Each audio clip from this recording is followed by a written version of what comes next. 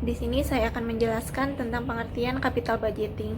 Capital budgeting adalah serangkaian proses dalam perencanaan dan penganggaran modal, atau dapat diartikan sebagai proses perencanaan dan keputusan terkait dengan pengambilan dana. Umumnya, periode pengambilan dana tersebut lebih dari 1 tahun. Selain itu, terdapat beberapa pengertian capital budgeting menurut para ahli. Di sini saya akan mengambil contoh menurut Lukman Syamsuddin.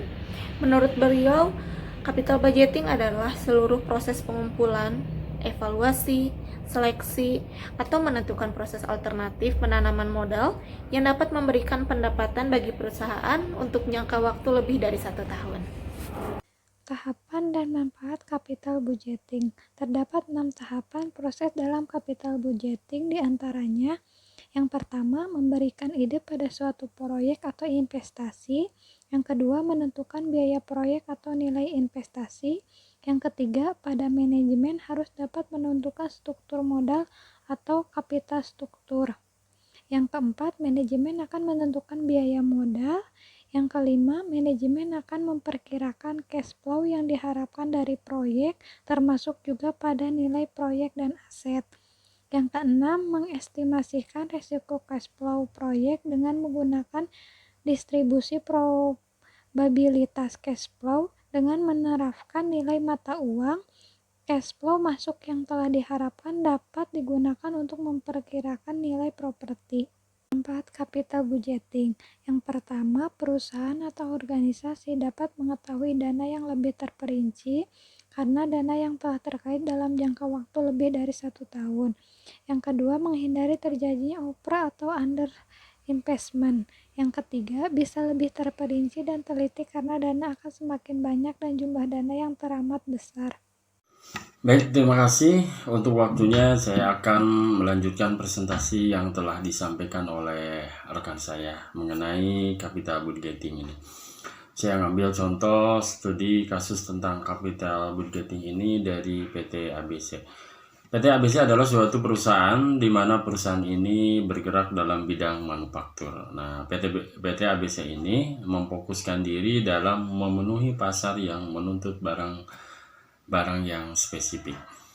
Anggaran dalam kaitannya dengan perencanaan dan pengendalian dibutuhkan agar pengelolaan organisasi dapat berjalan secara efektif dan efisien. Di dalam lingkungan perekonomian ini, akhir-akhir ini yang sangat sengit persaingannya, manajemen semakin dituntut untuk mengelola perusahaan secara lebih baik dan profesional agar tujuan daripada perusahaan dapat tercapai dengan baik. Anggaran disusun untuk membantu manajemen puncak dalam mengkomunikasikan tujuan organisasi kepada semua manajer dalam unit organisasi di bawahnya. Mengkoordinasikan kegiatan dan mengevaluasikan presentasi pada manajer. Tujuannya dan penelitian ini adalah untuk mengevaluasi penyusunan anggaran di PT ABC. Dari materi serta kasus yang sudah rekan saya sampaikan sebelumnya, dapat kita ambil kesimpulan bahwa PT ABC ini adalah salah satu contoh perusahaan yang lemah akan anggaran, karena setelah kita dengar, setelah kita ketahui, dapat kita tarik kesimpulan bahwa ada beberapa kelemahan dalam penyusunan anggaran ini. Contohnya yang pertama adalah perusahaan ini mulai memberikan keleluasaan kepada manajemen tingkat menengah ke bawah dalam keterlibatan penyusunan anggaran. Lalu yang kedua adalah kita sebagai pihak eksternal ataupun nanti kita sebagai pihak internal harus bisa atau ada program untuk penggolongan atau pemisahan antara biaya-biaya yang bisa dikendalikan dengan biaya yang tidak dapat dikendalikan. Berarti ini kita harus dapat memilah antara mana hal yang lebih perlu, mana hal yang lebih penting dengan hal yang sifatnya hanya pelengkap atau tidak penting. Berarti kan kita harus mendahulukan hal-hal atau masalah-masalah yang kita anggap penting dalam penyusunan anggaran tersebut. Dan yang ketiga, Solusinya adalah perlu dibuatkan suatu format laporan selisih aktual dan anggaran yang kemudian dapat disampaikan secara reguler kepada Dewan Komisaris. Pada intinya sih kita harus bisa memilah antara mana yang lebih penting dengan mana yang kurang penting.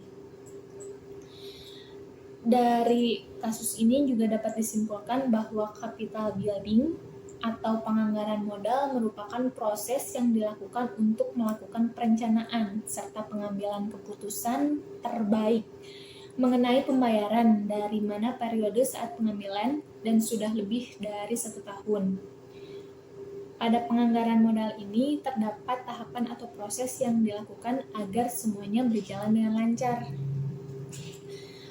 Sekian materi dan contoh kasus yang dapat kami paparkan. Semoga apa yang sudah kami sampaikan dapat bermanfaat dan dapat direalisasikan dalam kehidupan kita sehari-hari. Terima kasih atas perhatiannya dan mohon maaf apabila masih banyak kekurangannya. Terima kasih. Wassalamualaikum warahmatullahi wabarakatuh.